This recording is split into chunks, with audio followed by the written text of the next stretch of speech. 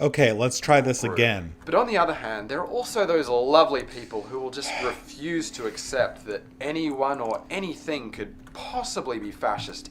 Okay, sorry about that. Let's try this again here. Hopefully everyone is reading me now.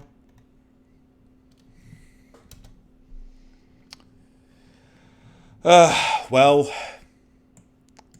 it is what it is. Hopefully this time we are actually getting sound. Yeah, so it was the audio drivers. There is an update to install, and this is why you check your audio before live streaming. But you don't always think about that when you're trying to. This is why it's always so hard, because you think that you're going to save time by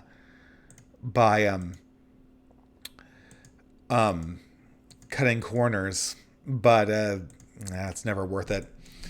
Anyway, let me set this up, and then we can go on with the video we were going to review. And this probably will be the only one that I actually leave up, although it's not a very well-ordered stream to begin with.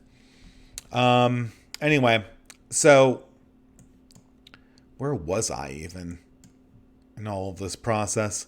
So yes, so this stream I wanted to do a brief review on the new discovery of the word fascism by the left. God, this is going to be disorganized. So we had this week, just to give an introduction to people who don't want to watch both streams. This week on Twitter, the left has been going kind of apeshit over the word fascism. And it seems that everyone's kind of consolidated around one idea of fascism. This is the one that's been talked about by the Italian author Umberto Eco, who is a pretty good author, actually. I like his earlier work at least, but it's now since the left essentially has a hive mind on these subjects, they've become self-conscious of the fact that the word fascism doesn't really mean anything. And now, I checked on my very Twitter feed, everyone is basically coming up with the consensus that what they mean by fascism is the Umberto Eco definition of fascism. So we're going to watch a few videos on this and comment on them, if I can get this to work properly. Oh, God. Nothing is working tonight. But we're going to watch this, and I'll give some commentary as we go. Okay, so I guess I should just sort of ease into this live stream. It's going to go a lot later than I intended to. I had intended it to do the technical difficulties, which kind of defeats the entire purpose of this video to begin with, was that it was supposed to be quick. It was supposed to be to the point. And it's not going to go like that. So sorry, guys. I can read the super chats so we can ease into it, so people can come in. Apparently, we have sound working, and you guys can tell me if there's a problem. But let's read the super chats, and then we can get to the rest of it. Okay, the super chats, the ones that I didn't get to last time. Okay. Okay, so $10 diehard Doogie. I got my engineering internship. Well, congratulations. I'm an engineer too. Internships can be fun. I didn't even know you were going into engineering, but that's great to hear. So, well, thank you for the contribution, and congratulations. New Zealand for $5. Comus Cortesi. Do you think hate counts as a magical word? The way it is used in modern discourse makes it seem like a transcendent, corrupting force. I think hate is a buzzword, but it's not really a magic word because it still kind of means something. You can be a hateful leftist and that still means something, even though the left does use it like a mystical concept. So for those of you coming into the stream right now, you will understand that I had kind of a flop of a stream previously because my computer's drivers weren't working, because apparently if you install new Visual Studio software, your sound card stops working, and that means that it does not transmit to OBS.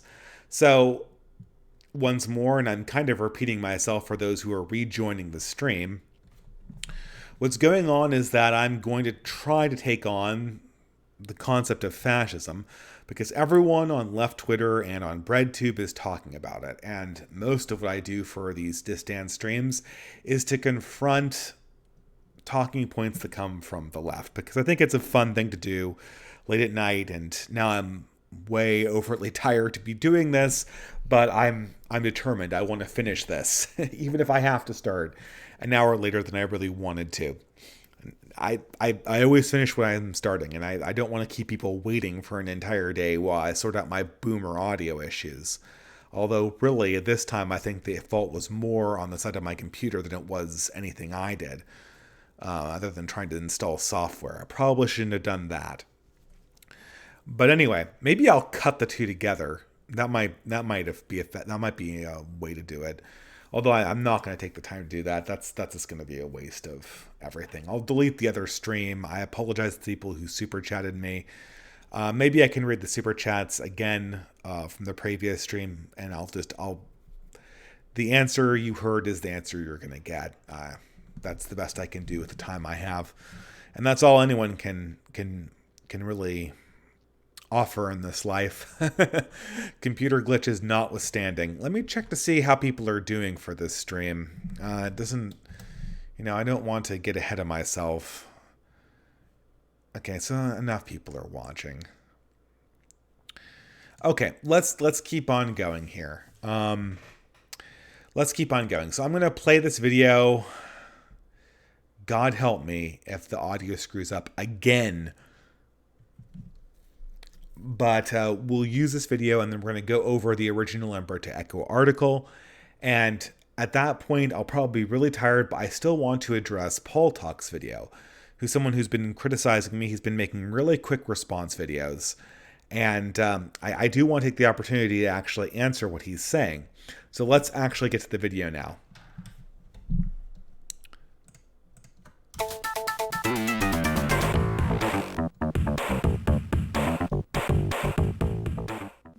Okay, hopefully everyone's seeing the Aussie guy and everyone's hearing the techno music.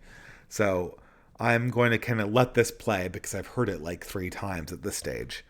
Hey, can I ask you some really simple yes or no questions? Is Donald Trump a fascist? What about Jair Bolsonaro in Brazil, or Marine Le Pen and her National Rally Party in France? The Ku Klux Klan? The Proud Boys? In reality, this line of thinking isn't as simple as we'd probably like it to be. Sure, there are a handful of people who will haphazardly apply the term fascist to any remotely racist or reactionary person or group. But on the other hand, there are also those lovely people who will just refuse to accept that anyone or anything could possibly be fascist in the year of our Lord 2019. Ah, yes. Okay, so is that fine? Can people hear it now? Sound is fine. Okay. Thank God. Okay, so again, some mysterious people are overusing the word fascist. Who could have guessed? And I guess this left tuber is going to set us straight on what fascism actually means. I'm laughing. Oh well. How convenient. Pretend there are still Nazis running around in 2019, so you can go around accusing everyone you disagree with of being one. Don't you know the actual fascists haven't existed since the 1940s? Why don't you stop smearing honest conservatives with these false and completely unfounded accusations? Actually, I don't call everyone I disagree with a fascist. God. That's the kind of acting you can get away with on LeftTube. Although, I mean, he's a very small LeftTuber. Like I said, most of these people are really gaming channels that are trying to hop on the bandwagon. They're trying to hop on the bandwagon of politics really at a very late date. And my feeling is the only reason why they have chosen the left is that it supports a permissive lifestyle, and also it seems like the winning side of everything. This is, I don't know really what to say about this. Fascism is really applied to everyone on the right, and anyone who's on the right now understands this. You can see, I don't know, anyone who has a public mode, who's talked about this in a public mode, knows that this is something that's tossed around really to any. I'm sure he's thinking, I don't call the communists I disagree with fascists, but he'll call pretty much everyone else. And we'll go through the Umberto Eco points about fascism a little bit later. I'm going to keep on playing it, though. Just the people who act like fucking fascists. Now get the fuck out of my house. So...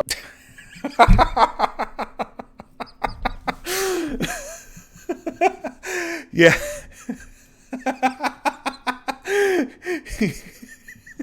Get the out of my house. Just doing this. Was he swatting a fly, or was he actually shooing a person away? That was the least violent way of actually like trying to throw something at somebody. It was like he was washing a window or just get out of my house. But anyway,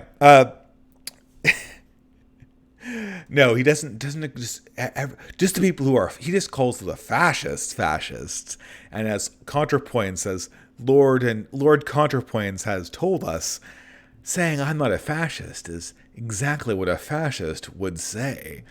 So, Trump, Proud Boys, whoever, are they fucking fascists? Are we going to get clear answers to this? Because you kind of would have to, right? Because mark here that it's implied at the beginning of this video that we're going to get clear answers to who's a fascist and who's not. I don't think that anything is going to be supplied on that front, and I think that the same thing is true with the Umberto Eco list. It's designed, and fascism is most certainly a magical word, but what I'm trying to draw attention to here is just sort of the nature of the dialectic and language that's grown up around these words. So the left understands that they've overused this word, and they understand that most people are now understanding the word itself doesn't mean anything really. And because of that, they're trying to kind of construct a narrative that, no, fascism is a serious word and actually means something. Because, it means something. I only call fascists fascist, which, in order for it not to be just vagaries, that means it has to have a firm definition. So what they're going to give is they're going to give a verbose definition. They're going to give a very long definition. They're going to give one that seems technical, but I think we'll see at the end of it is it doesn't actually mean anything. Actually, these are difficult, complicated questions to answer, and for each of them you'll probably get a different answer depending on who you ask. So basically anyone could be called a fascist. The confusion and controversy around these questions isn't helped by the fact that we can't even seem to agree on what the fuck this fascism thing really is. And again, this is another one of those things where you'll get a whole bunch of contradicting answers from different people. Some people like to smear anti-fascists as the real fascists because of the occasional incidents of violence at anti-fascist protests. Oh, the occasional. It just happens. It just happens. I mean, they haven't condemned violence. It's more or less a predictable feature of this organization at this stage. Well, I don't even know if I really even need to go over this. The organizations, Antifa, haven't condemned violence and, frankly, illegal action. So we don't really need to go into how infrequently these occurrences are. If you ask these people what their definition of fascism is, they'll probably tell you something like using violence to suppress opposition or pushing your political viewpoint through violence, something along those lines. It doesn't have anything. I bet, let's let this go. That definition of fascism can be dismissed pretty much out of hand. Unless... Well, yeah, I guess it has to. I mean, I laughed at that, but it actually is true. I mean, fascism is it's this is one thing that's critical. Fascism is a 20th century invention. I don't exactly know what anyone means by this, but is this a concept that is if this is a concept that has legs, it can't just be violence. Yes, of course, you want to go ahead and label every government, army, police force, militia, and revolutionary movement in history as fascist. It doesn't take much more than a cursory glance at the world around you to understand that political violence is everywhere, all the time. So no, anti-fascists. Yeah, but some political violence is the bad kind, and some political violence is the good kind. And so fascism distinguishes the good political violence from the bad kind. We don't care that people get killed. We just care whether people get killed by fascists. Are not the real fascists because Richard Spencer got punched in the face or because Tommy Robinson got a milkshake dumped on his head.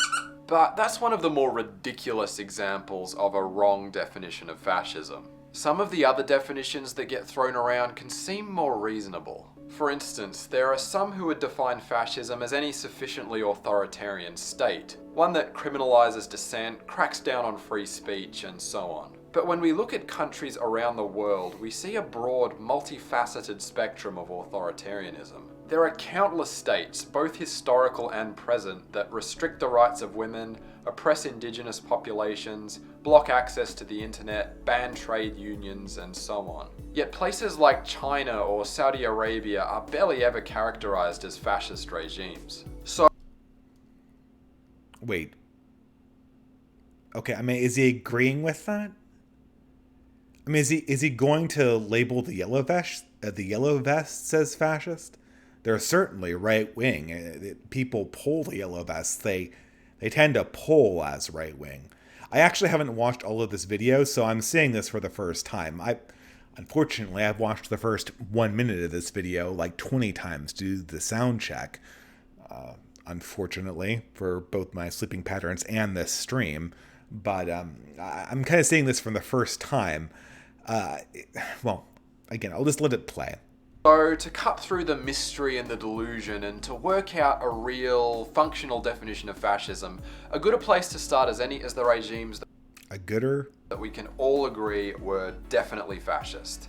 Mussolini's Italy and Hitler's Germany. These days, fascism is a dirty word. No optics-minded fascist will publicly refer to themselves as such, with most modern fascists preferring the significantly less scary word nationalist. I mean, so are all nationalists fascists then? I mean, this is it's sort of a tautological thing, right? I mean,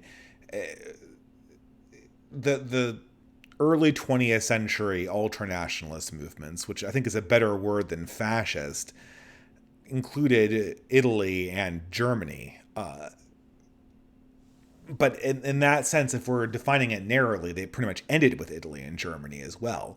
No modern nationalists look anything like that. So I understand now that the left they're trying to find a definition that they can rope around the early 20th century fascists and, yes, pretty much everyone who disagrees with them. That's where they're going. Do you believe in borders? You're a fascist. But, of course, this wasn't always the case. Benito Mussolini founded the world's first self-proclaimed fascist movement, the Fasci of Combat, in 1919. The formation and growth of Mussolini's fascist movement took place in a period of serious political tension in Italy. Along with the end of the First World War came an economic crisis. Unemployment was high, and you could say that shit got pretty intense. Mass strikes were breaking out across the country. Inspired by the workers' revolution in Russia only a few years earlier, workers were taking over their factories and establishing workers' councils. Now, there's a good chance you've seen pundits and propagandists on the right pushing the idea that fascism is a socialist movement. These dipshits only get away with that because they're taking advantage of people's lack of education on the actual character and history of the fascist movement. This is... and this is why, I know, this isn't the same stream, but previously Son of Tiamat brought up the book Jonah Goldberg's Liberal Fascism, which, while a fairly entertaining book and one that has some interesting historical features in it, you might not know that a lot of the early New Dealers really liked Benito Mussolini. So it was associated with a lot of progressive. Benito Mussolini was associated with a lot of, not really like communist movements, but a lot of third way socialist movements in the 20s. And a lot of the New Dealers, well, I guess the early 30s would be, a lot of the New Dealers had a very fond recollection of Mussolini before he joined up with Hitler. So the thing is I think the problem with all of this is leftists love the Democrats are the real racists canard, because everyone instinctively knows what right and left are.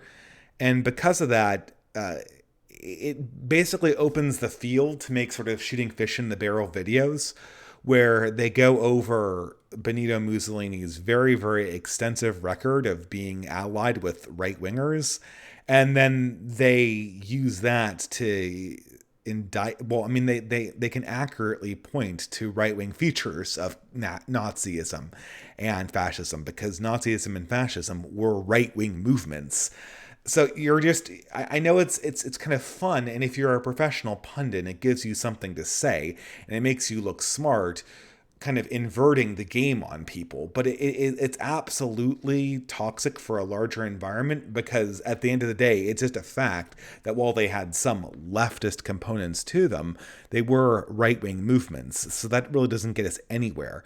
And so he's just basically taking free dunks on the Democrats are the real racist memes here.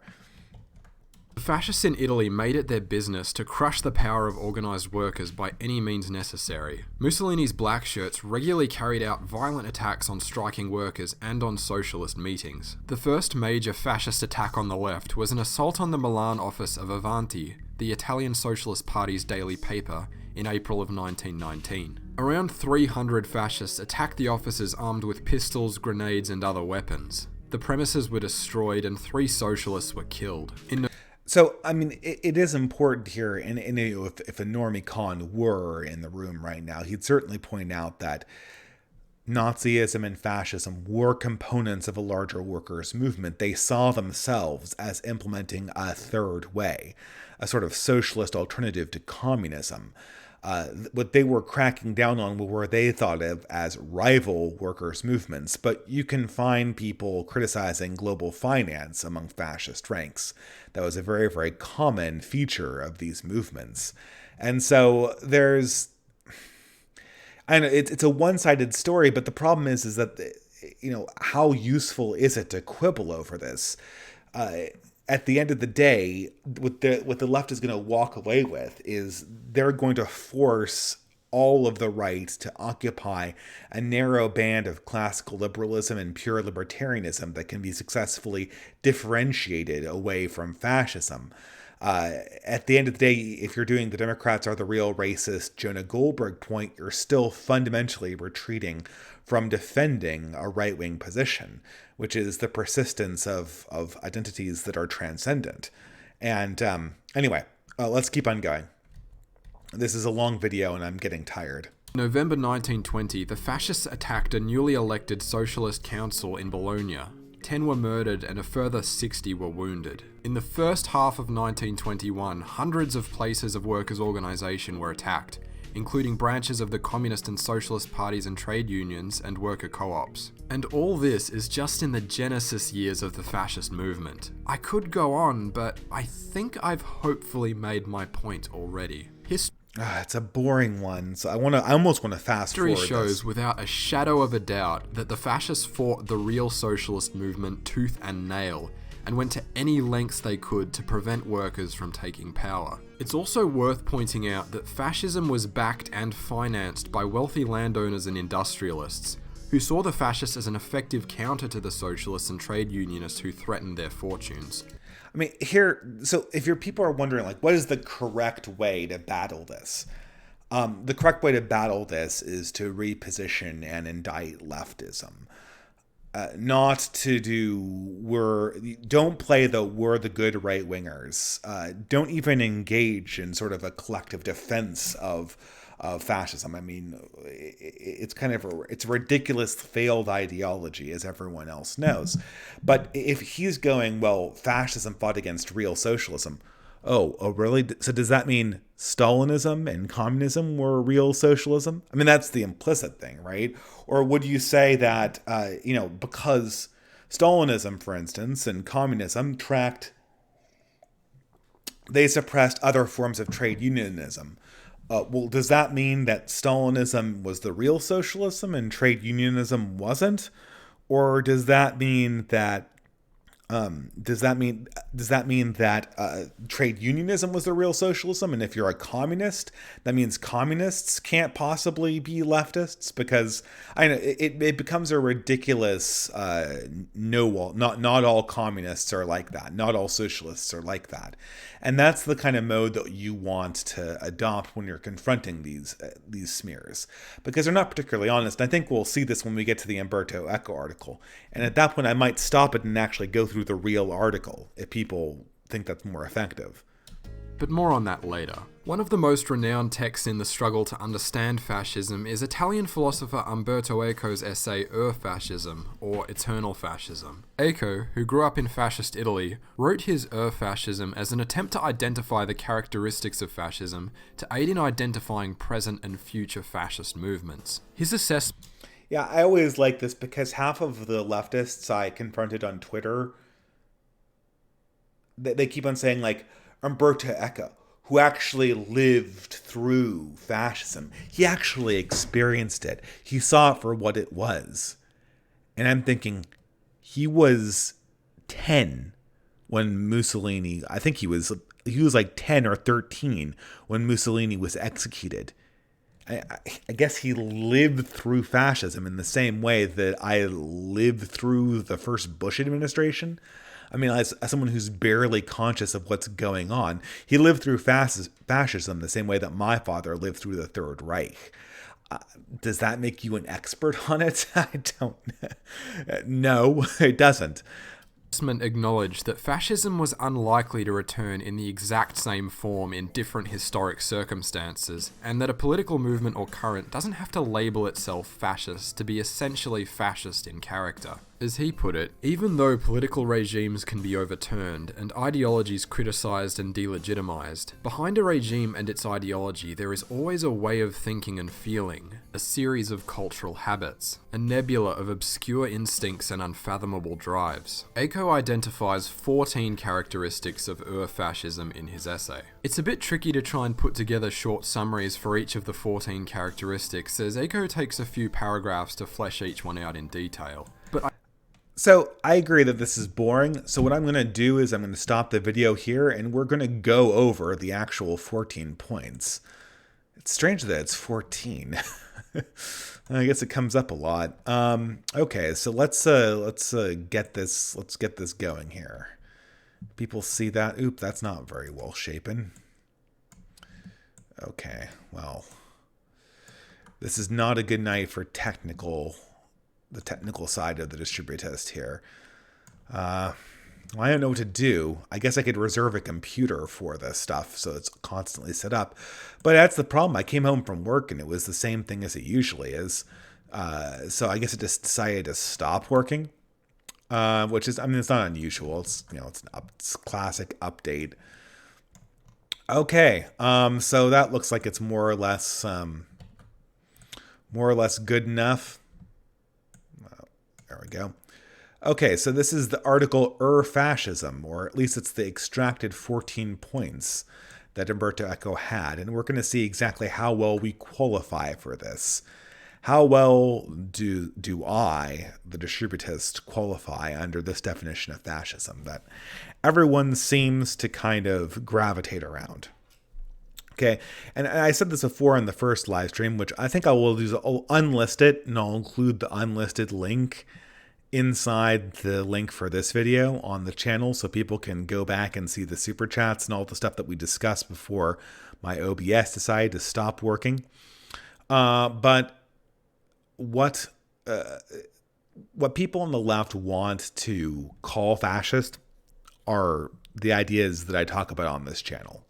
They don't care if they're violent or not, obviously, because they're communists and they support Antifa and they support other violent revolutionary organizations.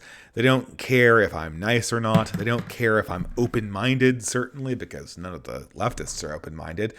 They just care about the specific critiques I have about libertinism and about the Enlightenment and about the nature of collectivity and individualism.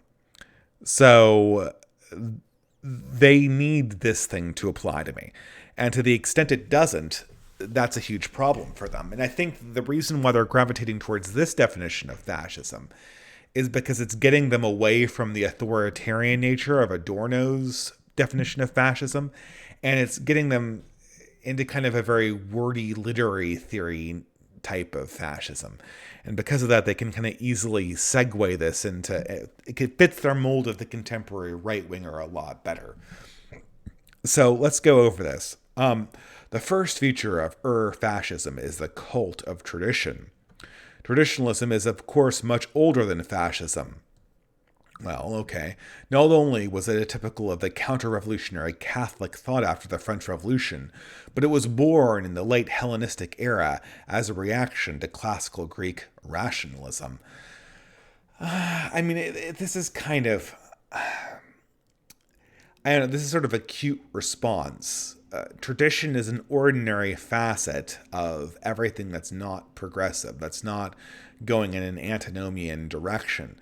So by this measure, anybody who defends tradition is more or less aligning himself to being a fascist. They even say that it's older than fascism, so it can't possibly mean fascism. Well, I'm going to keep on going. This new culture had to be synchronistic. Synchronism is not only, as the dictionary says, the combination of different forms of belief or practice, such as the combination must tolerate such a combination must tolerate contradictions.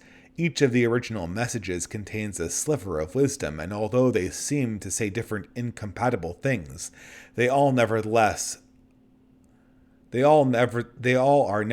alluding allegorically to the same primeval truth. Okay, that doesn't seem to mean anything. So is the fascism anti-syncretic, or is it fundamentally syncretic? If I oppose, he seems to be playing both black and red here.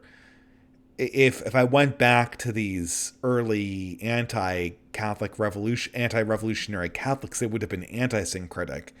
But Mussolini was notably syncretic in his attempt to unify socialism with older forms of newer forms of ultranationalism and new Catholic social justice. So,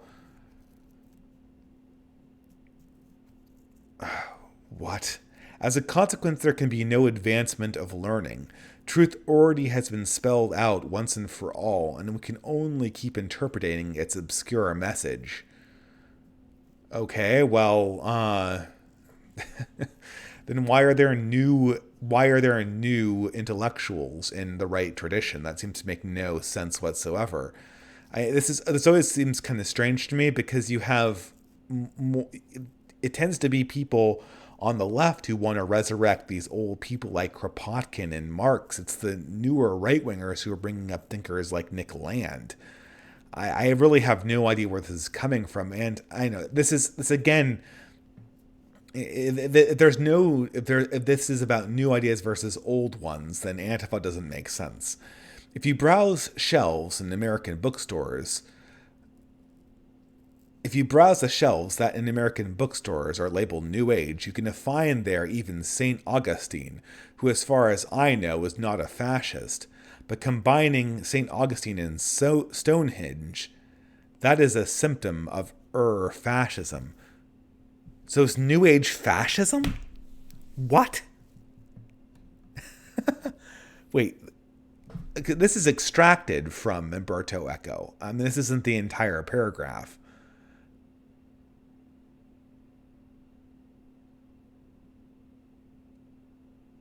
Italics are in the original.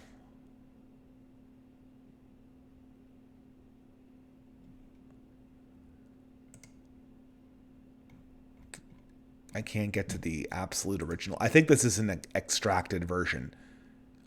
What the heck? So if I believe in St. Augustine, then I'm a fascist. But if I combine it with Stonehenge, that's a symptom of fascism? Is it because it's both part of a mythological unity? So if I were to combine African notions of identity with Islam, would that be fascist? Would the Nation of Islam be fascism because it combines elements of Africanism with elements of Islam? Oh my God, wow. Okay, I'm going to go on here. Traditionalism implies the rejection of modernism. Well, it depends on a rejection of modernism, doesn't it? Both fascists and Nazis worship technology, while traditionalist thinkers usually reject it as a negation of traditional spiritual values. Well, it seems like a difference between traditionalism and Nazism is that Nazism likes technology. However, even though Nazism was proud of its industrial achievements, its praise of modernism was only the surface of an ideology based upon blood and earth. The rejection of the modern world was disguised as a rebuttal of the capitalist way of life.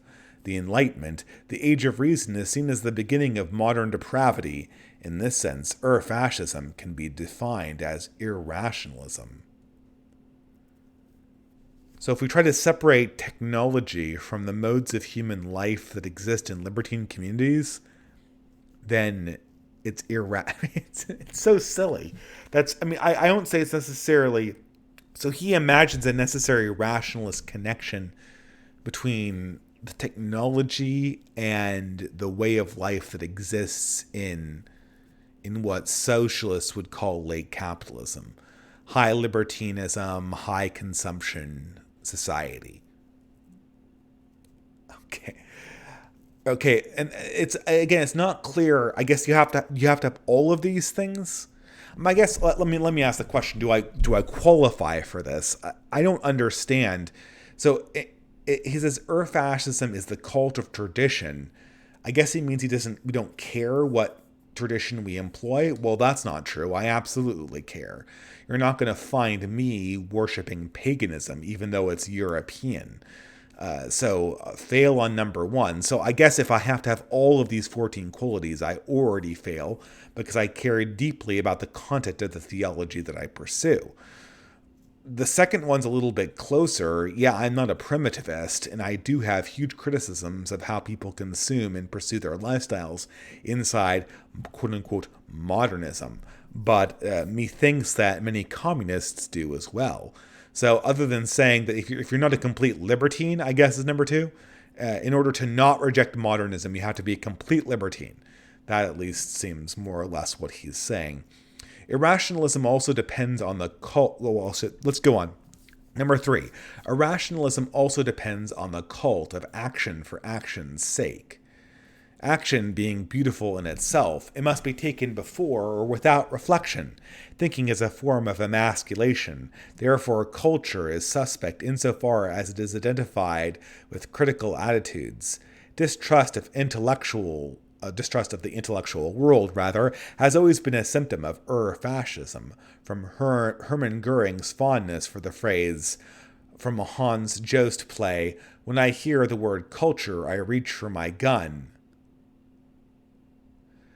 to the frequent use of such expressions as degenerate intellectuals, eggheads, or effeminate snobs, and the universities are the nest for Reds. The official fascist intellectuals were mainly engaged in attacking modern culture and the liberal intelligentsia for having betrayed traditional values. Okay, great, but you know what I think of when I hear the word when I hear the quote, "When I hear the word culture, I reach for my gun," I think of the Ruth Bader Ginsburg quote, "When I hear the word morality, I immediately get warning signals." So does that mean that Ruth Bader Ginsburg is a proto-fascist because she's associating the word morality with something that's bad? I don't know. And this is completely asymmetrical to modern right-wing nationalists because their banner is culture. What we're trying to preserve is culture. So are we simultaneously against culture but are trying to preserve it? Maybe he's meaning that if it's traditional culture, preserving that is fascist, but preserving intellectual culture is anti-fascist. Number 4, the critical spirit makes distinctions, and to distinguish is a sign of modernism. In modern culture, the scientific community praises disagreement as a way to improve knowledge. For fascism, disagreement is treason. Well, for the modern left, disagreement is fascism, so there you go. That one ultimately fails. Is there any more closed intellectual sphere than the modern left? You have to agree on everything. You misgender someone and you're out. Besides, disagreement is a sign of diversity. Fascism grows up and seeks consensus by exploiting and exacerbating the natural fear of difference. The first appeal of fascism, or prematurely fascist movement, is an appeal against intruders. Thus, fascism is racist by definition.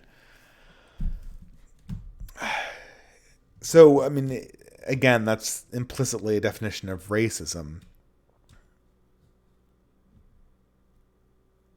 I mean, is any border fascist? I don't know. I mean, some of this is a little bit boring just because it's so pedestrian. None of these things in isolation are particularly unusual. 6, fascism derives from individual or social frustrations. Well, the same thing is true for the left, right? It's an appeal to this gets closer. He says that the most typical feature of historical fascism is an appeal to the frustrations of the middle class. Well, that certainly is the case. We're getting closer here. If we define this as frustration of the middle class or the lower middle class, then I think you've got something. Leftism largely appeals to the absolute lower class and the upper class and high class individuals. That's more or less the modus operandi of that. 7, to people who feel deprived of a clear social identity, fascism says that their only privilege is the most common one, to be born in the same country.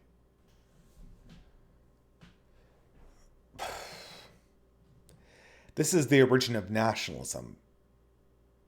Well, but then that's only to say that fascism is nationalism, isn't it? I mean,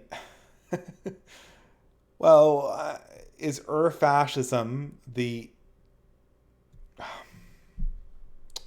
I don't know. I'm kind of shaking my head at this, guys, mainly because it's so illusory. This could mean anything.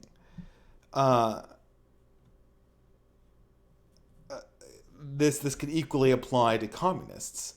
The founders must feel now he's using a word that actually means something. The followers of fascism must feel humiliated by the ostentatious wealth and force of their enemies. Dude, I couldn't care less how ostentatious the wealth is of my cultural enemies. I just care that they don't screw around with the projects I'm trying to pursue in separation from them, which appears to be more or less the modus operandi of the left right now.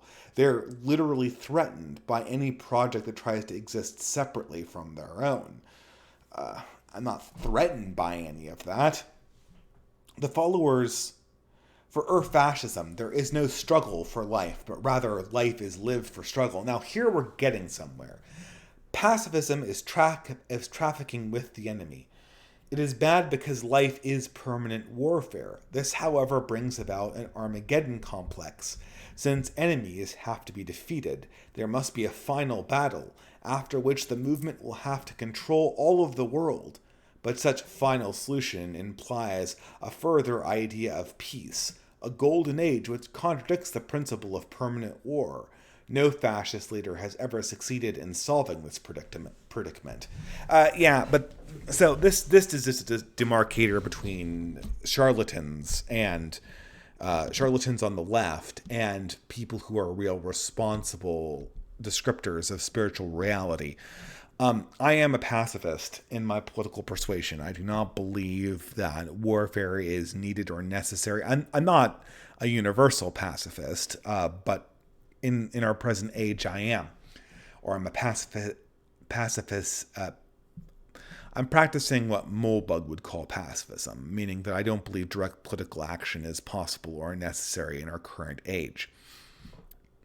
So that being said, if we define it broadly, struggle being warfare, as is all life is a war, I certainly don't believe in that. But I do believe that all life outside of the kingdom of God is a struggle. It is, if not a physical struggle, it is a spiritual struggle. It is a struggle against one's own self. There is the leftist is the one that believes that somehow the struggle can possibly end. And that would imply some kind of utopia. But I don't believe in some kind of utopia. If we defeated the left, we would exchange a political struggle for a spiritual one. I happen to think that the spiritual struggle is more elevated than the political one. So in many ways, the entire purpose of a political struggle is to obtain some reality in which the pursuit of spiritual struggles and heroic struggles of mankind to explore and contain the universe are elevated, and the ones about dealing with 13 genders and the ones dealing with unending attempts to redefine oppression are sublimated behind more elevated attempts at coming to the good life, as Aristotle would put it. But that's not going to get rid of struggle, and it's not going to completely get rid of politics either.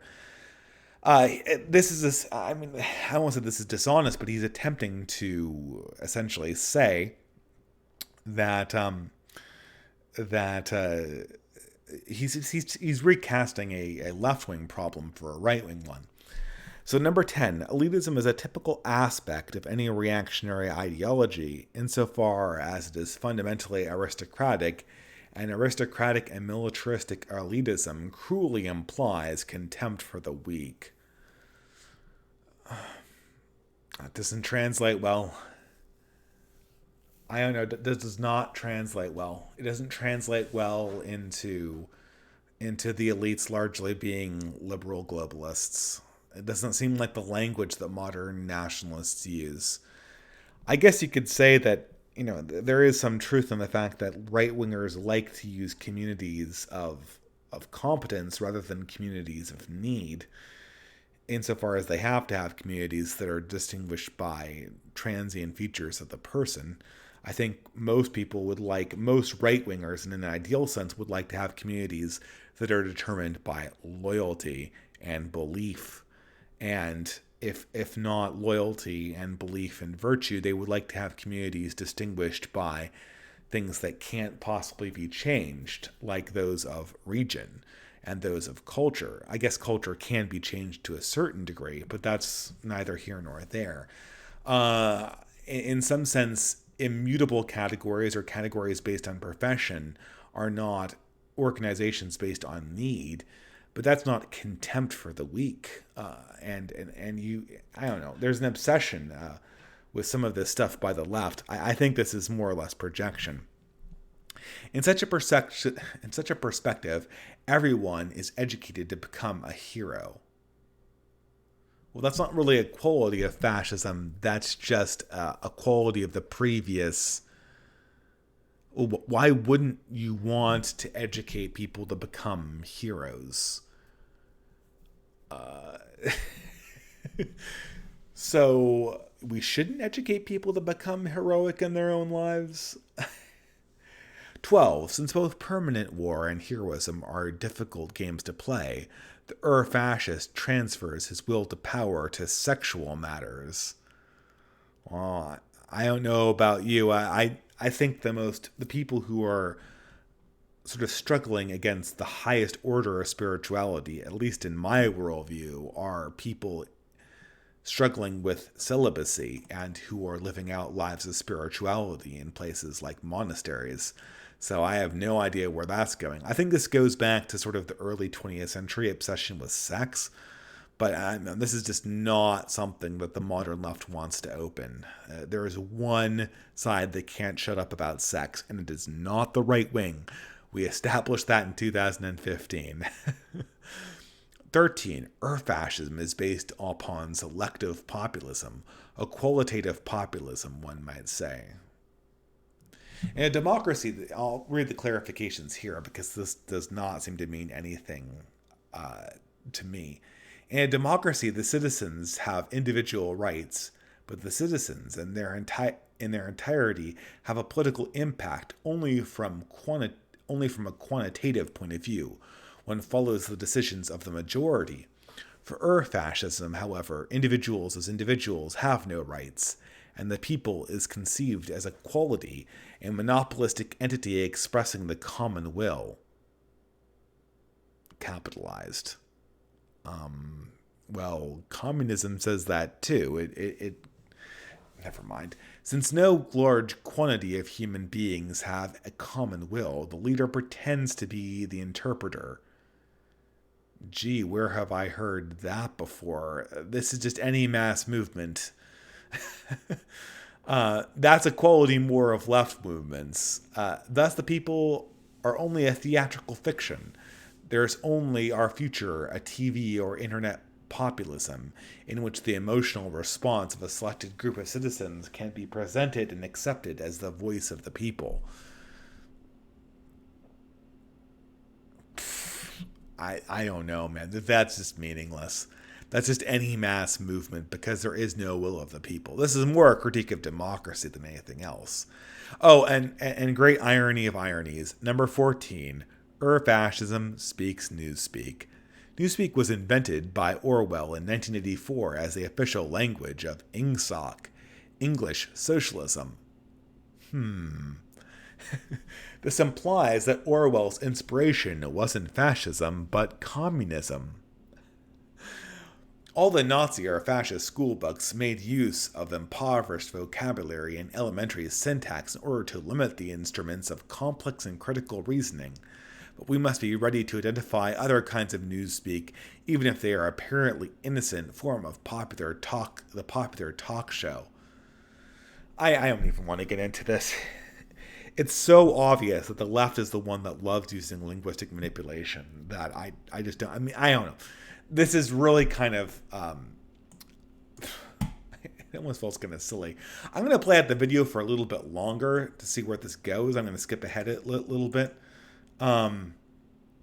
Pacifism is the same as taking their side. Fascism employs a kind of popular elitism, the idea that our people are the best and outsiders are simply inferior. Strong hierarchy is treated as natural and desirable, and those at the top are encouraged to view those beneath them as their inferiors. There's also the fetishization of heroism, the idea of becoming a martyr for your nation and your people.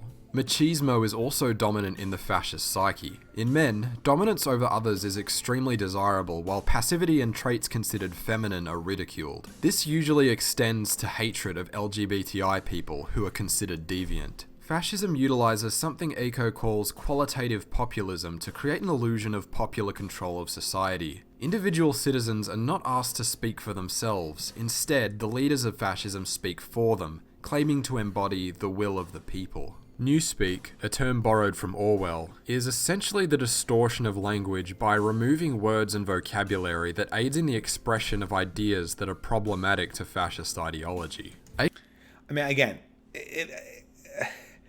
we're talking about a movement on the left that is trying to remove a concept of biological gender from the human language that can be easily expressed.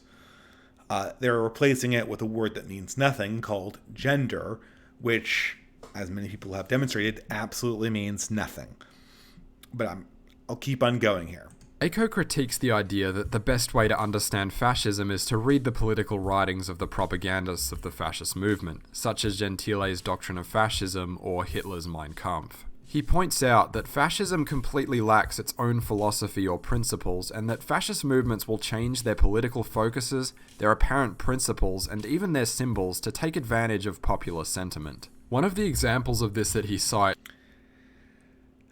I mean, this is like the ultimate intellectual cop-out, right? What is he actually describing? He's describing these 14 points, which are broadly seen in a variety of mass movements. There were one or two of them that seemed like they actually were pointing to something that was right-wing. I think the one about struggle being an essential quality of human life, that actually got towards an idea. But once he's saying that, oh, well, they don't have a philosophy, well, then what are you describing, Umberto? You're describing something that, or the bad people, basically. This is essentially using a lot of words to describe a magical word. We're describing a quality that applies to a lot of things. There are a lot of contradictory ideas here, but ultimately it doesn't mean anything. Is Mussolini's apparent change in religious conviction over the course of his political career. Earlier in his career, he fashioned himself a militant atheist. He regularly mocked and derided religion in his writings and speeches. But the massive influence of the Catholic Church in Italy drove Mussolini to try and gain their favour. In his 1928 autobiography, Mussolini wrote, "I have seen the religious spirit bloom again. Churches once more are crowded. The ministers of God are themselves invested with new respect. Fascism has done and is doing its duty." In 1929, he signed a concordat with the Catholic Church, which declared Catholicism the official state religion, as well as putting Catholicism in all secondary schools and banning birth control. It's not hard to think of examples where modern fascists and their allies have bended and twisted their publicly professed principles to match popular sentiment and gain support. They'll say that political violence is unacceptable when a fascist gets slammed with a milkshake, and then cheer on violent white supremacist terrorist attacks in their own private spaces. I mean, look, dude, the problem with all of I mean, that's more or less what the left is doing as well, except they're doing it publicly, and you can see statements coming out of the same people that don't want to equivocate anti-fascist violence with fascist violence. Again, I don't know if I'm even actually arguing against somebody here, but this is a quality of the left. There's just not enough self-awareness to actually parse this out on the part of our speaker here. They may call for the oppression of LGBTI people, but when a gay nightclub is attacked by a Muslim terrorist, they're more than happy to take the opportunity to bleat about how Islam is incompatible with our progressive values. And they're oh wow, that's the rebel. Are the rebels is the rebel media fascist? Ezra Levant? Is he a fascist?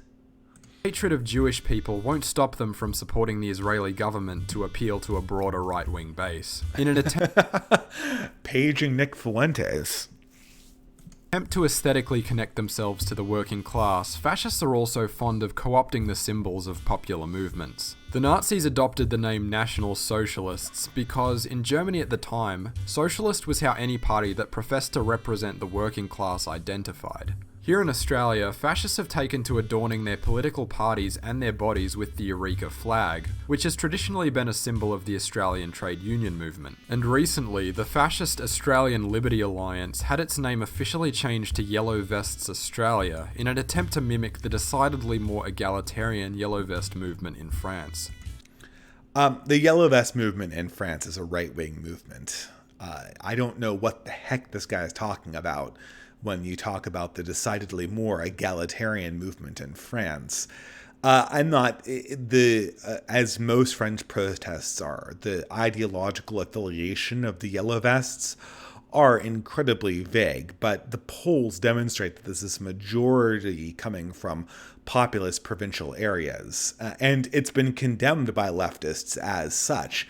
They just don't really have a good way. I get the sense that when people critique the Yellow Vests, the leftists, they understand that they can't really, they feel very uncomfortable in criticizing it. They want to say simultaneously that it's racist, but that it's also a left-wing movement, since they don't want to be on the opposite end of a populist movement that could take Paris.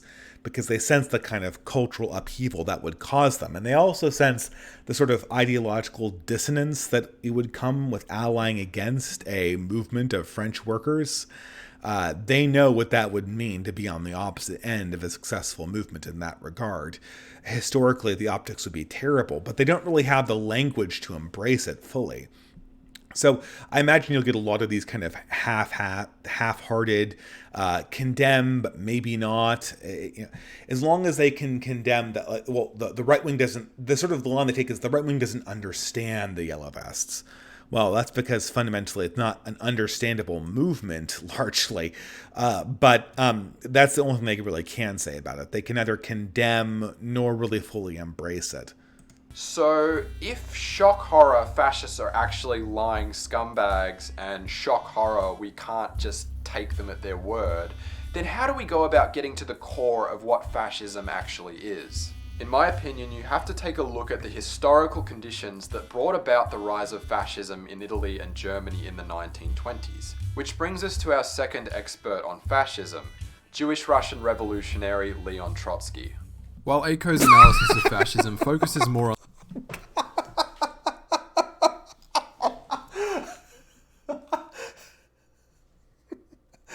Okay. Oh boy. Your Honor, I would like to call some witnesses to the stage. The first witness is an Italian novelist who was 10 when Mussolini died. The second witness I'd like to call to the stage is a communist who was responsible for massive massacres of peasants, a broad civil war in the name of the proletariat that he later condemned as being ignorant peasants when he was forced to move to North America. And then also, coincidentally, he died before the end of World War II, which means he only caught the first part of fascism. At least we're using the primary examples of Hitler and Mussolini. Someone who should know absolutely nothing about fascism. And also, I should add, a person who every one of the qualities that was described by Umberto Eco would certainly apply to Leon Trotsky. I don't know, guys. I'm getting tired, and I'm kind of not really willing to entertain a video that's this silly. Why did I even click on this video to begin with? Another person that leftists have a hard time owning. Do they want to own Trotsky? Do they want to own anything? I don't know. At any rate, guys, I think I'm going to do the other video here since I pretty much took as much as I could from this stupid, the meaning of fascist. Yeah, if you that's a correct way of putting it. If you don't like Trotsky, you might be this could be like a Jeff Foxworthy breadtube thing. If you don't like Trotsky, you might be a fascist.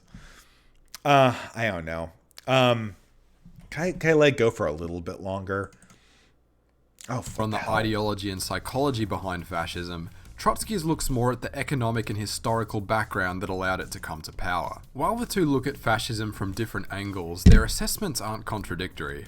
In fact, there are common threads that run through both. The sixth characteristic of fascism that came up earlier is fascism's appeal to the frustrated middle classes, the small business people who face pressure from the organised working class below and suppression from the capitalist class above.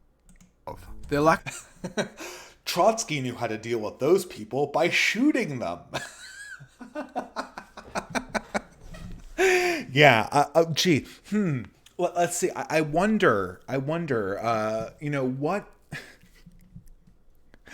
What was the Bolsheviks' answer to the frustrated middle class? Yeah, it was murder. Gee, I wonder why the middle class was casting around for non-communist solutions to their problems once the people that Trotsky put into the power were busy liquidating them. It beggars belief. It's funny to see, like, this guy's previous videos are all about video games. Sonic the Hedgehog, Mega Man, they're all gaming. He basically wrote his political beliefs off of a Destiny live stream. So we're kind of scraping. If I were a little less tired, I probably would go on a little bit. I'm going to let this go for a few more minutes, but let's keep on going. Lack of connection to the socialist and trade union movements, as well as their economic frustration in a time of crisis, made the middle classes the perfect vessel to move fascism forward. One tool in the fascist arsenal is the redirection of middle class anger toward working class people. People in the middle class have a lot to be frustrated about, especially so in times of economic crisis. In these times, middle class people might be inclined to turn their anger toward the ruling class of society, the rich and the powerful few who control the world's monopolies and are actually responsible for their problems. This is the thing. People like Mussolini and Hitler had no lack of criticism for the capitalists of his time. All their other defects aside, this was something that just wasn't really a component. He wasn't trying to apologize for the Rockefellers and the Carnegies, and neither did Hitler or Mussolini. Again, their obvious defects aside, neither did they try to get everyone really, really angry at German factory workers. The appeal of fascism was that there would not be a huge assault on the bourgeoisie. If by bourgeoisie, we mean the middle and upper middle classes. There would not be a purge of the landowning peasants the way there was in Trotsky's revolution. I don't know. I don't think it's really worth going much further in this video, and I always hate doing half videos, but I'm going to answer super chats and maybe do the Paul Talk one. This has been one kind of very, very abortive live stream, probably because I started it too late and also because it originally crashed.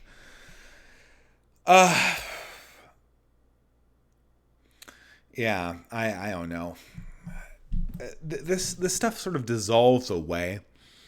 And I guess the reason why I review these people, the reason why I watch these videos is not because I'm particularly concerned that they might have a really, really good argument. These things would just dissolve away like sugar and water the second time they come into any kind of criticism or any time of it, any kind of way of critically analyzing how many of these qualities apply to fascists versus communists. Half of these qualities, especially the 14th one, it was literally taken from something that Orwell was pointing out as being a function of Stalinism.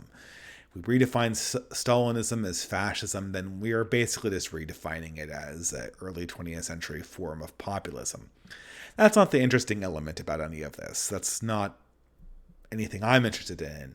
I'm interested in more the person who made this video, more the kind of people who find these videos interesting.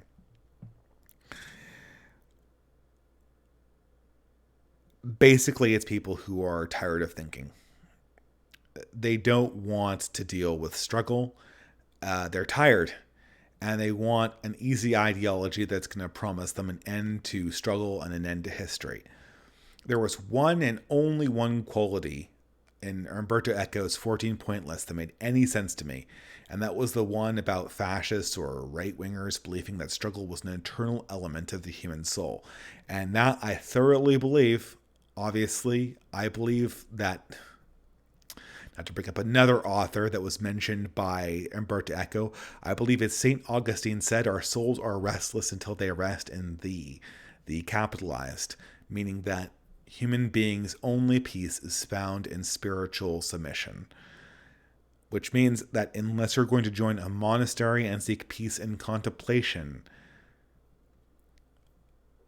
well, and even then, you probably will only find true peace come your final reward. But the only ultimate political realization of peace is in the kingdom of God, which in many ways is the kingdom to come. What we see, the appeal of all of this, and what people are afraid of more than anything else, and I think if we were honest, if we were to have an honest conversation about any of these things, about the nature of fascism, it would focus on this key feature. What people like Thought Slime and the guy who made this video are worried about is the fact that it is obvious that conservatism doesn't have a way to end conflict. They want a very, very seductive illusion that they can essentially press a button and be able to end the need for human beings to engage in cultural politics and in cultural struggle. And this is simply not going to happen. And I feel that people like me are sort of a living reminder of that. And they want some way to dismiss reactionaries. It's kind of funny.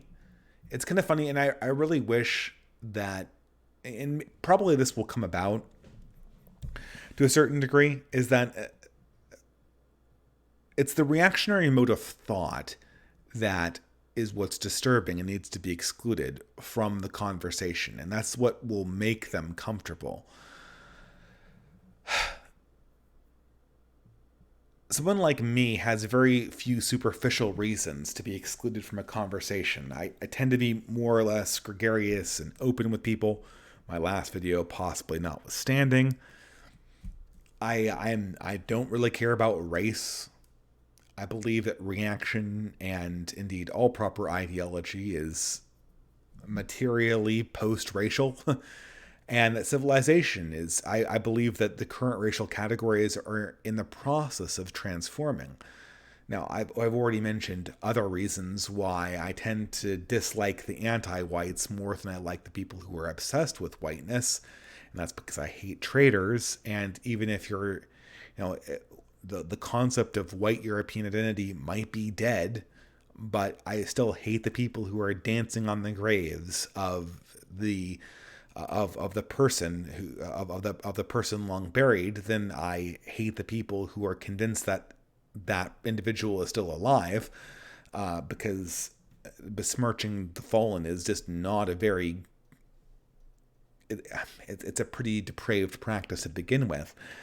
But superficially, there are very few reasons to be off-put by any idea I would put forward. But I get the sense that people like Thought Slime, they're utterly disgusted by the existence of me, probably because I remind them that political struggle will be eternal. And I think that's what they're trying to get away from. And I think that's why every video gamer, every person who just wanted to kind of veg out and revel in sexual identity until and consumption in a non-scarcity economy that was, of course, going to be right around the corner, they've found communism as an explanation for why this future is not being granted to them, which is a good sign, because that means that we're probably not going to get the singularity. We're probably not going to get turbo capitalism. This time it's post-scarcity. We're most likely going to get some kind of realization that this future is not going to happen. Which I think is an ultimate triumph of humanity in a lot of ways. But I'm rambling. So let's I'll answer a few of the super chats, and then I'm going to see if I can get around to the Paul Talks thing. I see one of my favorite YouTubers, the Franklin, is in the chat, which I always really enjoy seeing. I hope you don't I really enjoyed his previous YouTube channel, which is now defunct, but I really enjoy the videos that he posted on his new channel, The Franklin. He has a novel that's coming up in audiobook form too, which I encourage people to check out. I feel like a hypocrite saying that because I almost never listen to fiction. There's something about it, I can't absorb it. I can listen to books. I can listen to St. Augustine on audiobook, but I can't listen to Dostoevsky. I can read it, but I can't listen to it. And so I'd be very interested when there's a Kindle version available. But for those of you who can listen to fiction audio, I would encourage you to go check out his channel. I would really like to produce a book on my hiatus. That's something to think about, although we'll see if I have time. But speaking of it, let me review some of the super chats and see if we can get on to Paul chat. But for people who are wondering, why am I so fascinated by LeftTube? I'm not fascinated by their ideas. I'm fascinated by the existence of them as people more than anything else. I kind of want to study them. Study them as if they were some kind of weird alien species. I guess what I have to go on right now is the videos, because they don't talk to me. They never talk to anybody. So let's go on to the super chats. Yeah, this is one really, really abortive stream because I am quickly running out of energy because I have to get up in like 6 hours. Yeah, it's about 6 hours at this stage. And I only need 6 hours of sleep, so that's not that big of a deal, and I'd rather just finish the stream. But I guess my attempt to do a 1 hour live stream has epically failed. But that's more my computer's fault than anything else.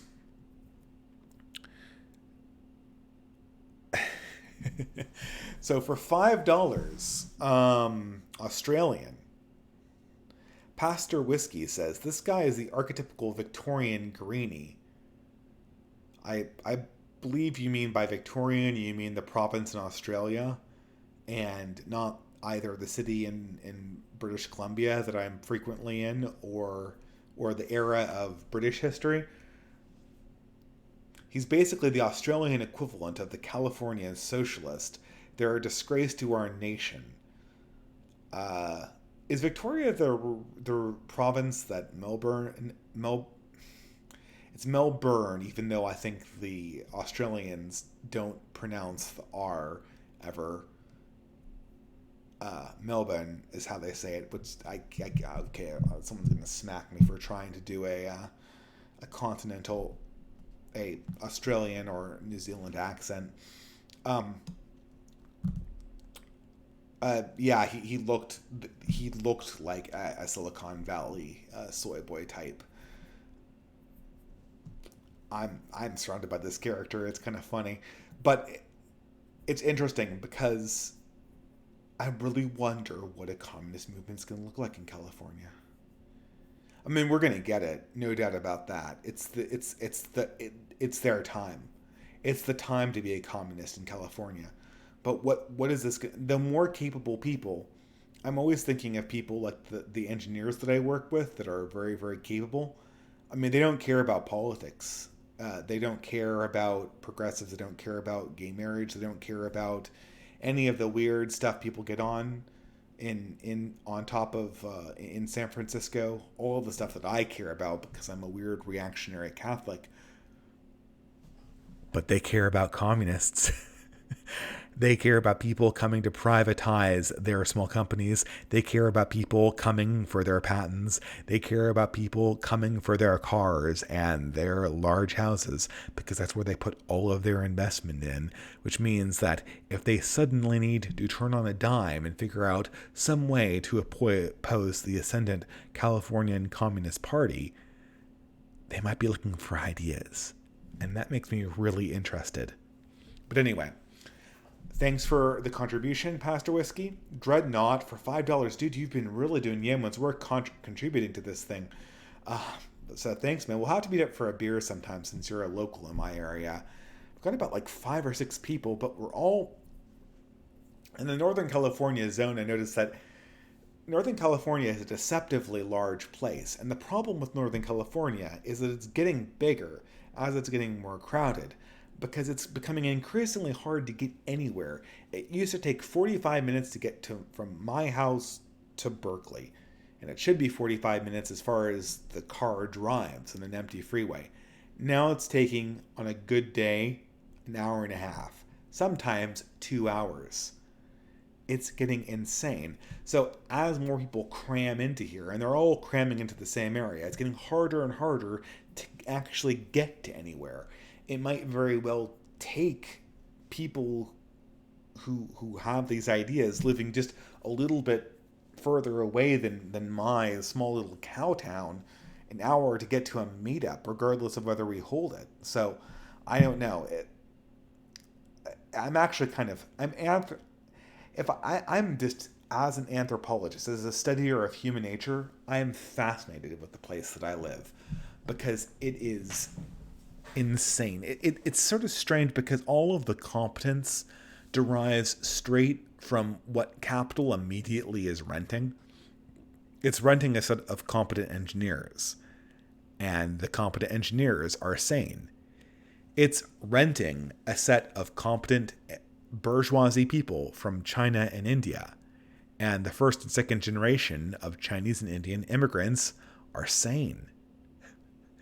It's renting out a good number of areas inside the Bay Area to be their seed money for this workforce. And those areas have reasonably good schools and a reasonably sane life to live.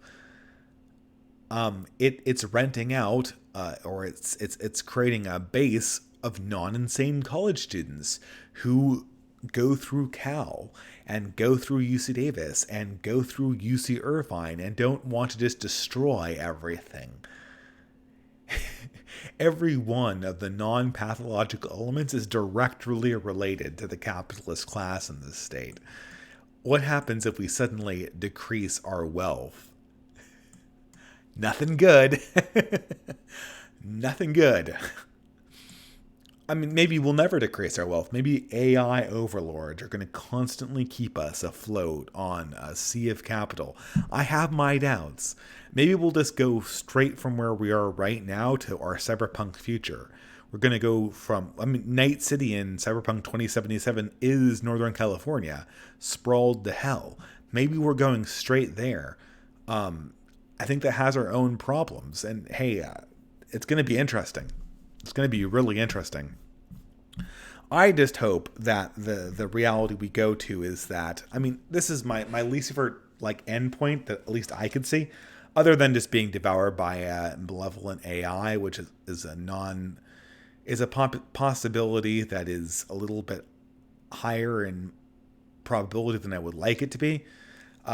My least favorite end state that I can foresee is that the solution to California is to be owned by the Chinese Communist Party, which becomes the owner of all capital. They start running the university systems and the Silicon Valley corporations as being workaholic, we own your lives now, you are an element of our social control policy.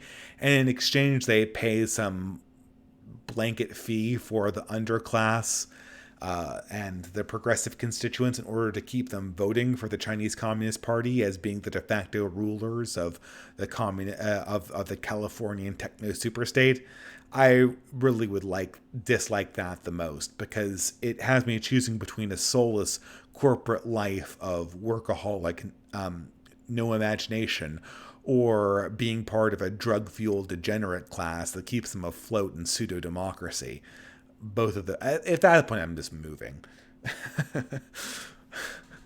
I don't care how much I'll lose in assets from that decision.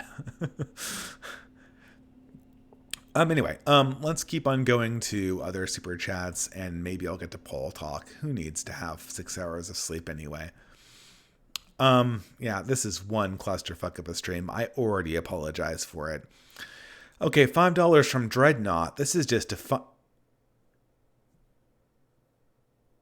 so Dreadnought. Oh, did I already read this? This is just defining anything that isn't. That is neutrally modern intellectual cultures or fashion. Yeah, so Dreadnought, he's absolutely right. The video we saw was just defining anything not liberal as being more or less fascist. Now, in the 90s, I think this made a lot more sense. I think this is sort of the game, I guess. With the exception of the quality of Eternal Struggle, I think what Umberto Eco was going for is anything that's not liberal is fascist. Which in the 90s, in 1995, when the article was written, seemed to make a little bit of sense. But I think what the left is going for is, well, the left can't be fascist. Therefore, if you're not liberal and not left, you must be a fascist. Well, congratulations, Buck Rogers. You just roped me into being a fascist in your little morality play that's playing out on leftist Twitter. I don't know what to say. Yeah, I guess if you want to use that intellectually lazy definition, then everyone who's not a liberalist and not a communist is a fascist. And I guess the vague ruminations of an author that died 5 years ago and that was only really relevant for a short period between 1985 and 1992 is a good way of achieving that kind of definition. But you're really only channeling the spirit of Francis Fukuyama. And I don't know, this is not going to go anywhere. Anyway, New Zealand for $5. A lot of people from down under, probably because of the terrible time zone I'm doing this in, have a fishy stick. Thanks for all your content, Dave. Your video on Dude made me read the novel. Keep up the good work. Well, thank you very much. And the novel I'm currently reading, I'm rereading the first one of the series, but I'm enjoying it a lot more than I thought, is Gene Wolfe's The New Sun series. I read the first novel of this series a long time ago, and I didn't like it very much. I thought it was too esoteric, but now I'm really getting into it. Unfortunately, I don't have enough personal investment in this thing to make it a good candidate for the Traditionalist Codex thing, but it's certainly something that I'm going to be talking a little bit about in future. Well, maybe post hiatus. Oh God, I have not finished the last book of War and Peace. Oh, my life is just one long. I mean, at least I finish things. There's just never enough time in the day. Anyway, guys, I see the Franklin saying that the Chinese would phase out unproductive minorities. Well, I don't know if they're that unproductive, the Franklin.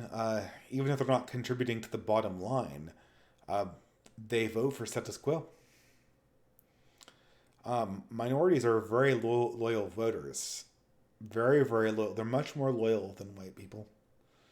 They're a lot less loyal than the native or not the native population, but the population of Anglos that used to live in this state predominantly. Anglos want capital, and a lot of populations in this state, they don't. I don't know. I am not saying they couldn't be taught to want capital, but they go after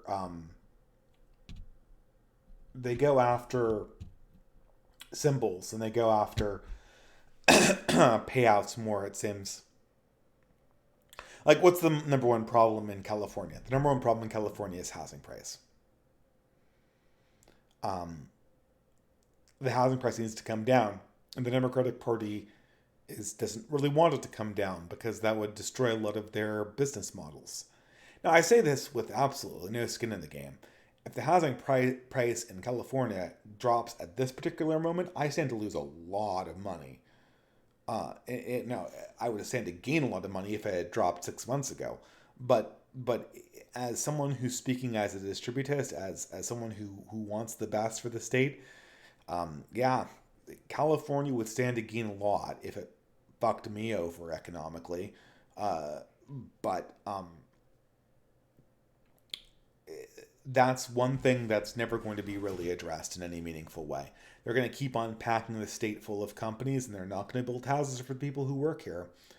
That's just the modus operandi of the Democratic Party, because it gets a lot of workers in from a lot of different places and a lot of tax money that they need to have.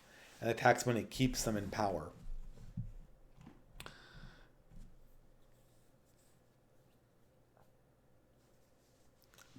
I'm just going to kind of go on. I'm going to do the politics thing just because I might as well.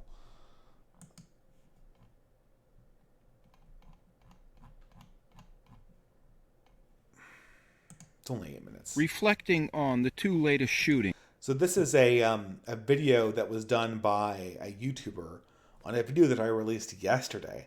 I didn't even know you could make response videos this quickly. This is like the Spaceball thing where you have instant home videos. I woke up and saw this response video before I even saw that my video was fully uploaded and processing on YouTube.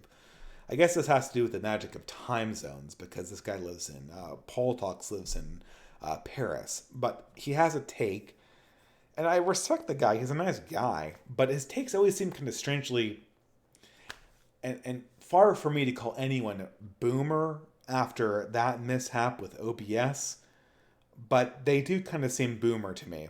So let's watch this. It's 8 minutes. It's not long. Dave, the distributus, is not going to put up with concerned trolling anymore. Well, bravo, Dave. This clueless... Okay, so this is a response video to the video I made where I was I'm really tired of progressives doing this whole shooting thing. They'll go, and I'm more or less repeating the sentiment I said in my previous video. They'll go like,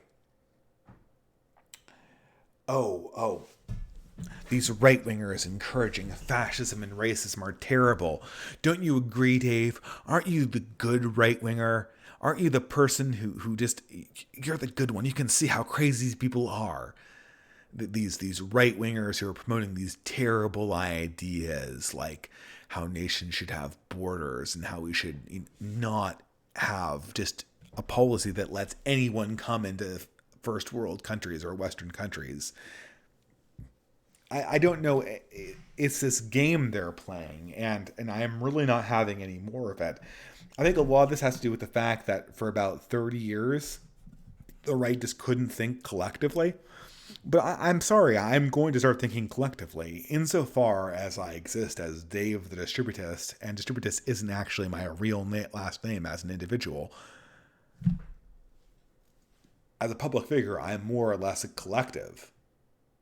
I mean, I'm not trying to take on errors. I'm trying to take on responsibility. If I go, oh yeah, I'm the good one. Fuck those other right-wingers.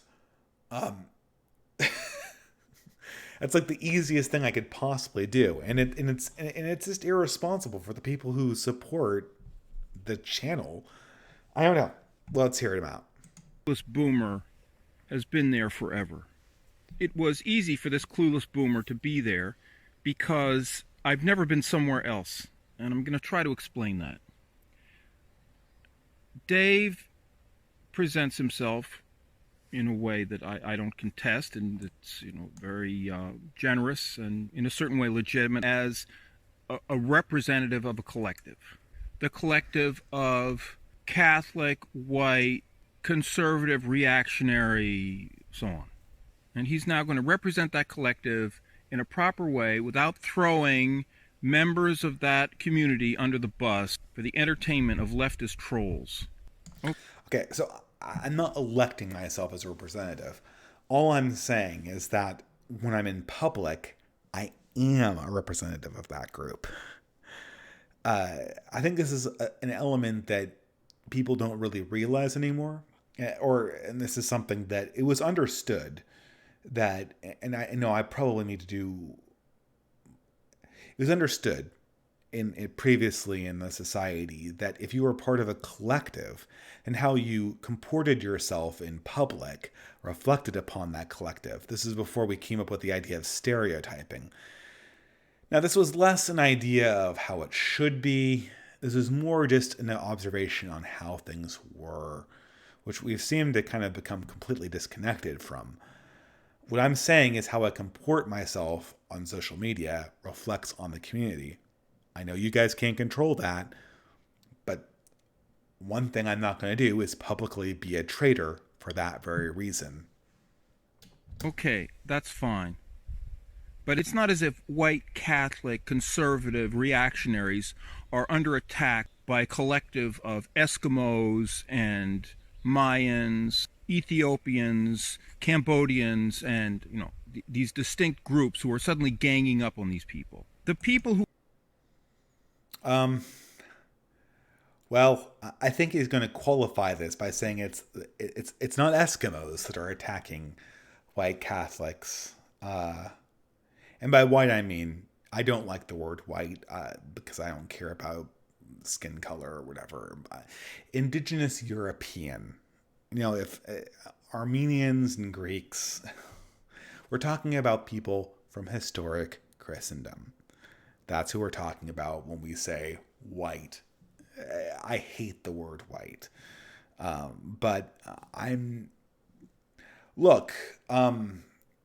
if people weren't saying things against white people, I would never use the word. The only time I ever use the word white is when someone is saying, I am an anti-white. I am anti-whiteness.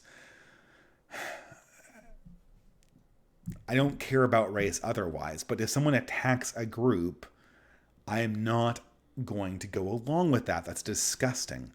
It's more disgusting when you attack it from inside their group. That makes you a traitor. I mean, if people are indeed attacking it from inside the group, we'll see. Who have invented the problem of reactionary whites and their religions and cultures and the dead white men and all that. is not a bunch of Chinese people. It's not a bunch of Zulus or Bushmen or Laplanders. It's a bunch of people who, if you had to catalog them in a very general, sort of historical way, they would be white, Christian, conservative men. In other words, white, Christian, conservative men. God. I'm going to get this channel taken down. Well, there have been a number of critics of whiteness. A lot of them, they're not African American. They're not people of color, typically. Some of them are indigenous Europeans. A lot of them are not indigenous Europeans. And very few of them are Christian. Very few of them are Christian. Now, it is true what Mencius Mollbug said, that progressivism is a progressive Christian heresy. It is essentially progressive Protestantism without God. But in its particular dimension of doing this whole, well, everything white people did was wrong, was bad, was evil, that tends to come from a decided minority of the modern progressive movement. And that minority, to put it bluntly, tends to either not embrace their Christian background or Christian heritage, or tends to never even have a Christian background or heritage. That subset, if you look just at who's tends to be writing these papers, like Noel Ignatieff, who does the whole treachery against whiteness as loyalty to the human race. I don't want to comment about how our friend Noel Ignatieff from Harvard identifies, what ethnic group he considers himself to be part of. He calls himself white. He does not have a Christian background. So, yeah. But again, let's say, for instance, that it was 100% Christian white people that are responsible for this. Well, that's all the worse. That means that they're traitors. They're not bigots. I dislike traitors more than I dislike bigots. I mean, who, if you're inside a collective and you throw the collective under the bus while benefiting from the privileges of that collective, what could be worse than that? I almost wish it was Eskimos. our so-called culture, our so-called collective, is under attack by itself. The great, wonderful diversity, all these other groups, the Hispanics and so on, they are just cheering sections put together, organized, orchestrated by white leftists of European origin. Okay, so for the rest of this video, let's assume that, and there is definitely a more than a kernel. There is a mote of truth in this. A lot of these problems comes from the internal elements inside Christianity. So let's say it's 100% comes from the inside. Let's just say that. But but how does that mean? Certainly the solution then is to stop with this idiotic individualism and stand up for the group for once or twice. How could it be anything else? This multicultural thing, this identity group thing, is a front for what is an attack not on a group, not really on white men. White men aren't the actual target of this thing because white men are the main thinkers, the main inspirers, the main workers of this attack. These fights take place in the political arena. They take place around all different kinds of issues. But the real fight is not a fight for ethnicity. The real fight is between the partisans of the true, the good, and the beautiful against the demons. The demons who want to drag us down into a war of all against all, to make everything about power, to make everything about ego. Okay, I'd actually agree with this.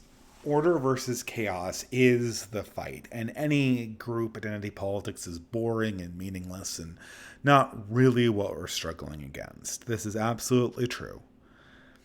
I still don't understand. I mean, I don't think that by ignoring the kind of anti-white crowd, though, we are somehow on the side of order. I feel like ignoring the anti-white trends, the sort of identity politics on the left has led to a really very, very weak and lost conservative movement that can only talk in terms of individualism.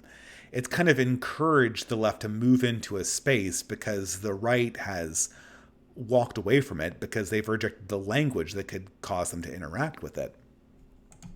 I don't mind calling these demons Christian conservatives because they're all post-Christian. Their morality is a post-Christian morality. And they've been working at this for several centuries. So they're planted firmly in institutions. They're conservatives of their thing. And the vast majority of them are white males. God, this is so frustrating.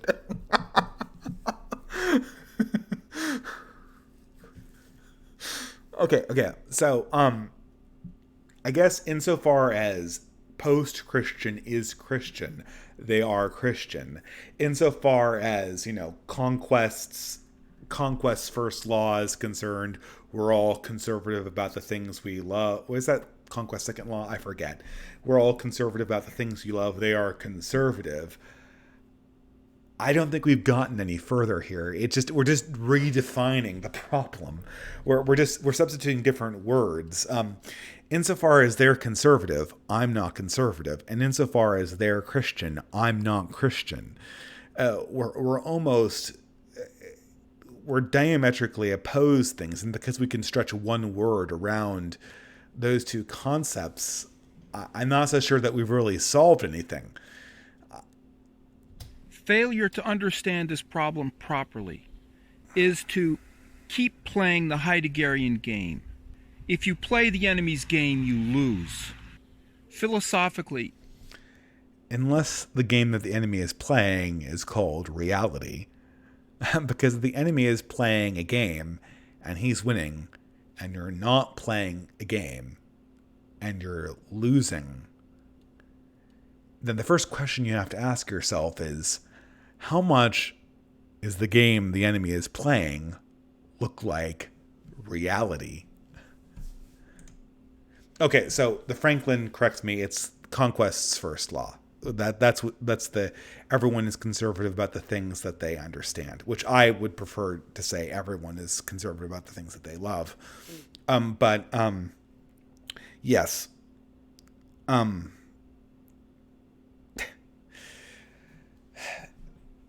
We have to confront the fact that the left just has a better grasp on how politics actually works, even if they don't understand it. Metaphysically, one can't truly be a Christian and a Heideggerian, because Heideggerianism reduces Christianity, the way it reduces absolutely everything, to a relativistic sphere in which sense and meaning are purely self-referential. So Heidegger was sort of a post-Nietzsche German philosopher, sort of a right-wing proponent of postmodernism in many ways, although he was in the 30s. I haven't read Heidegger. Paul Talks is not obsessed, but he's convinced that Heidegger is somehow like the original vampire of all of our problems, and he identifies him with relativism. Fair enough. I'm certainly not a relativist. I guess I'm a little bit skeptical of this. I don't think the left is a relativist either, but I don't know. I'm going to let it go a little further. Heidegger links being and time in a way that's illegitimate. He sacralizes history. Being becomes contingent on time, or in other words, what is essential about us becomes a function of our time and even of our place, just the way, supposedly, our humanness is a function of Darwinian evolution. We're each in our little Heideggerian world. Corrupt, nefarious science has contributed to this by further enclosing us in our biology. We are now not only closed into our culture, we're closed into our DNA, our chromosomes. God is the creator of the universe. That universe includes everybody. Jesus came to save everybody. I mean, I agree with all of this. I just don't see how it's pertinent to the discussion at hand. Jesus came to save everyone, so it's okay to betray people who put their trust in you? That's never been the rule before, and I don't think that's what Paul means. But let's keep on going. He came to save the Jews. He came to save the Gentiles. He existed before time began. He will be there at the end of time. He was a man born at a certain time, at a certain place, of a certain woman who was of a certain tribe, because there's no other way that God can penetrate human history. But he's also there eternally for everyone. This aspect of the Christian message is in perfect accord with ancient philosophy. For Anaxagoras, matter and mind, the things which come together to make our world what it is, are eternal things. And Plato's ideas are eternal. The true and the good are always there, prior to, after, and beyond the existence of the world. Our worldly truths are always compromised. The United States Constitution, Western painting, French painting of the 19th century, all these things with all their greatness, you can point to all kinds of problems. It's always a human struggle. But people can get behind these causes. They can ally themselves to these, how shall I put it, these necessarily fragmented aspects, these necessarily partial expressions of God's universal and eternal truth. There's no getting out of this problem. Oops. The problem of existing in the world, the problem of being a created being in this fantastical event that's history and materiality, where each person shines like a little star. I mean, naked we're born and naked we die. Our ultimate, in a certain way, our not our only, but our essential confrontation is with ourselves and with God. And in a certain way, it's through that confrontation that we embrace or we engage with the cosmos. If you want to play the game of losing yourself into the universal, into the good, become a monk. And there you're in an environment with a great powerful tradition informed by Saint Benedict, which understands that way in which it is possible for a human being to surrender themselves completely to God. But outside of that environment, there is no simple solution. There is no rule. There is no authority that can guide us with perfect safety on this stormy sea of life and the stormy sea of history, in this flow of time and place, which is our inevitable condition as created creatures, but not our essential condition as immortal beings. We can't escape judgment, by which I mean we can't escape the duty of judging. And if we fail to judge correctly, we condemn ourselves to error. Oh, that's it. I mean,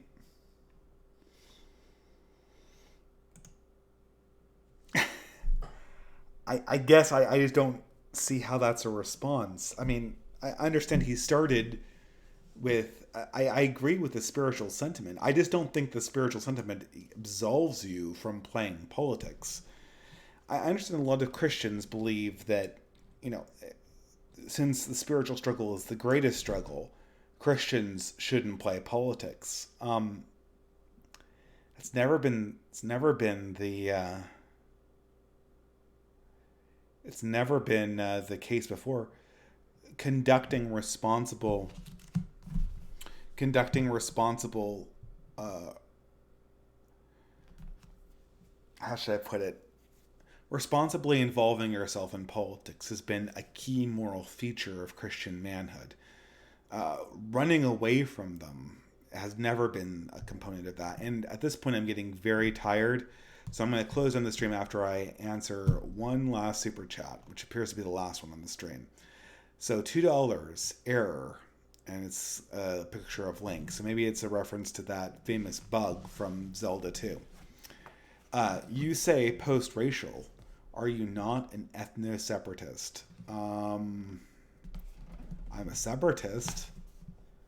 And I guess if people wanted to be ethno-separatists, I'd let them do that.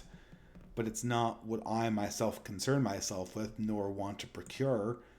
The reason why I say I'd let people do that is because I guard the concept of separatism under the proviso that I generally support separatism, because modernity must be separated from in some capacity, or humanity will be ultimately lost. So that's all I can say about that. Anyway,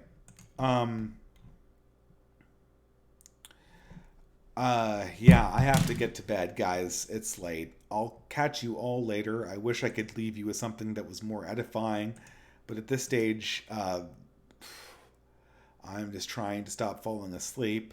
So, I will say that I might do a replacement stream for this because I'm kind of ashamed at how bad this stream instead of streams was.